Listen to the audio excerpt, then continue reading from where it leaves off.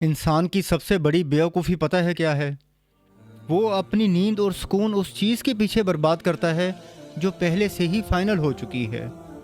ہم دنیا میں بھاگتے ہیں یہ سوچ کر کہ شاید کچھ چھوٹ نہ جائے، مگر قرآن نے اس الوژن کو ایک آیت سے ختم کر دیا۔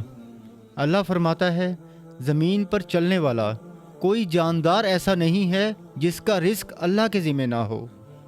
یعنی آپ کا نصیب آپ کی کوشش کا محتاج نہیں بلکہ اللہ کے وعدے کا پابند ہے۔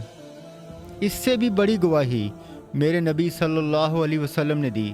آپ صلی اللہ علیہ وسلم نے فرمایا، انسان کا رزق اسے ایسے تلاش کرتا ہے جیسے موت اسے تلاش کرتی ہے۔ اصل کوشش پیسہ کمانے کی نہیں بلکہ اس مالک کو راضی کرنے کی ہونی چاہیے جس نے یہ سب کچھ لکھا ہے۔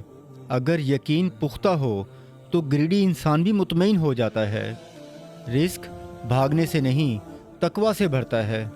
کیا آپ کو اللہ کے اس وعدے پر پورا یقین ہے؟